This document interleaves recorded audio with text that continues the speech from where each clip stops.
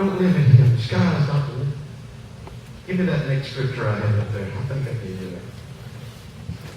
Ezekiel 47. And when the man that had the line, or the measuring line in his hand, went forth eastward, he measured 1,000 cubits, and he brought me through the waters, and the waters were to the ankles. And again he measured 1,000 and brought me through the waters, and the waters were to the knees. And again he measured 1,000 and brought me through the waters were to the lows of the waist. Afterward he measured 1,000, and it was a river that I could not pass over, for the waters were risen, waters to swim in, a river that could not be passed over. He's given here another image of the man with a measuring line in his hand. He's trying to measure the waters that are coming from out from under the altar of God. And as he's measuring, he measures ankle deep. Amen. The waters keep rising. He measures knee deep. Amen. He keeps measuring. He measures waist deep. And after a while, he just has to throw his tape line away because it's over his head. And it's become a river to swim in. Come on, somebody. Hear the Holy Ghost. God wants to bring somebody to that measurement of him today where you get so far into him, you're over your head. You're no longer sitting around analyzing God with your understanding and your finite mind. Come on, haven't you read in Grandma's Bible somewhere? Proverbs 3:5 to be specific. Trust in the Lord with all your heart and lean not to your own understanding. It's impossible to trust him with all your heart as long as you're leaning to your own understanding. Somebody shout, we got to get this far into God. Do this. Into him over our head. Look at your neighbor and say, do that, you got to lose your mind. The most liberating day of my life is the day I lost my mind. And I said, I trust you. I believe you. I was walking through my house early this morning. Oh, no, 1, 2 a.m., whatever. I was awakened, felt the Holy Ghost say, pray. I mean, I walked through the house and prayed. I keep hearing these scriptures. They turned back, tempted God, and limited the Holy One of Israel. And I kept hearing God say, don't try to measure me.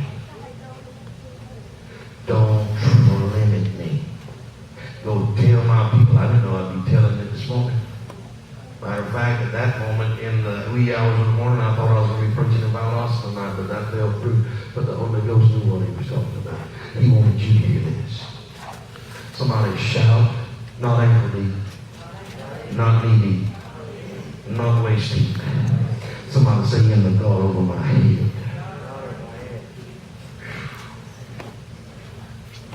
Hallelujah.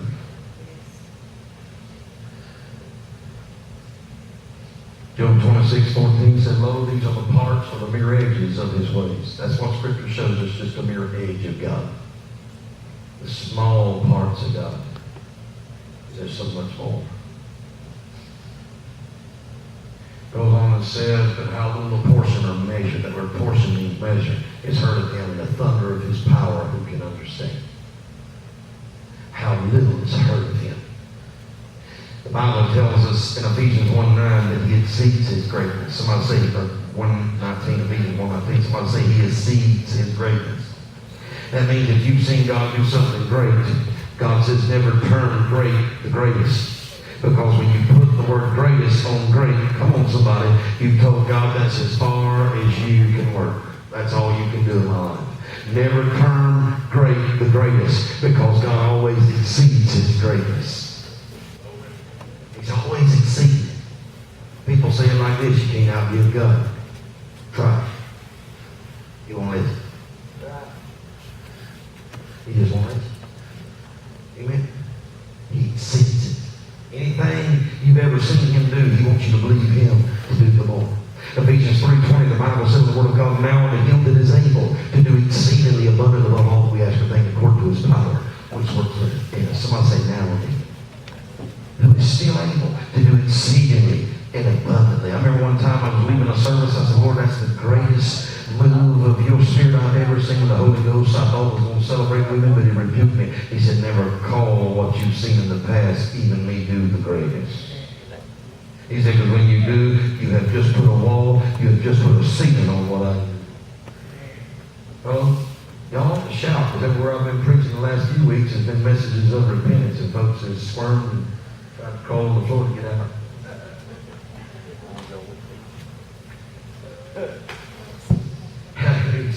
new for me. I ain't preached like this in a while.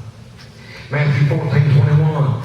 The people that Jesus fed with that little boy's sack lunch, amen, of some loaves of bread and a couple of fish, the Bible said that there were 5,000, period. Besides the women and children. The only number that God gives is the numeral of 5,000, and he referred that was the men. Come on, somebody. Now, put a wife to every man. Come on, somebody. If every man had a wife, if just say every couple had a few children, whether it was 1, 2, or 3 children, amen, the numbers just keep exceeding themselves. So we talk about Jesus said 5,000. No, he did not. And I often wondered, and one day I wondered till I got into his wonders. Come on, somebody. And I said, Lord, why didn't you tell us how many women and how many children were there? And I'll never forget his response. He said, because the Bible said there were 25,000 there. When people read this word, they would say that's as far as God can go. He said, but I only showed you how many men were there, gave you the number of the men because I didn't want you to know the exact number of how many this miracle fed. Because then you would have put a ceiling on what I can do. God spoke and he said, I'm the unlimited edition. Come on, somebody. I know no limits except the ones you put on me. And then I thought about the 2 Kings 3, around, I believe it's 15 through 20, somewhere in there, where the captain of the army of Syria come in to see Elisha on his deathbed. You know, he's shooting the arrow out the window. Elisha's prophesying to him. And he says, take the arrow and strike it upon the ground. And the captain of that host of Syria grabbed that arrow and he struck it 1, 2, 3. And the last words of a mighty prophet of God named Elisha is his words of anger and disappointment before he died. Because he said, you only smoked the ground thrice or 3 times. If you had hit it 5 or 6 times, that's how much deliverance God would have gave you. Notice the prophet didn't say if you struck it 5 times. No, he said 5 or 6. What he was meaning, if you just kept on striking, son. If you wouldn't have stopped at 3, if you just kept hitting it, God would have gave you total victory. But now you're only going to win 3 battles and then it's going to be it. Come on, somebody. And for a long time, that's what we do with God. We tell him this is how far you can go. Hallelujah, God, I can believe you up to this point. No, my friend, I don't care what the news is you hear. I don't care what the diagnosis is, the prognosis is. I don't care, amen, what all the skilled, amen, glory to God, educated agents are saying to you. Come on, somebody, of how it must be, and this is the outcome, and this is how it's going to happen. Friend, if God gave you a promise, if God's got you, amen, glory to God, the word, amen, placed in you, that he gave to you about what he was going to do, you believe to see it. Come on, somebody, take your tape measure, throw it away like I did from this platform this morning. God's too big for your measurements. He's the God without measure. He's the God that said, I'll be like a wall of fire around Jerusalem. Come on, somebody, don't limit him. Amen. Hallelujah.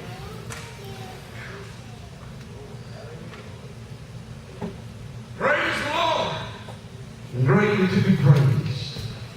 And his greatness is unsearchable. Psalms 145:3. Somebody say his greatness is unsearchable. Job 9:10 or 10:9. I believe it's Job 9:10. The Bible said he doeth things past finding out, wonders without number. Wonders that can't be totaled and tallied up and figured out. What you need. What have you identified that was maybe too big for God to fix? Maybe your situation has been this way so long that you've got so common with the uncommon that you've become so usual with the unusual that you just more or less learn to live with it instead of expect God to do something about it. What are you living with? Because you just learned to live with it. Somewhere you thought maybe God don't want to fix this or change this for you. The Holy Ghost said, invite you to me. Take measure off of me.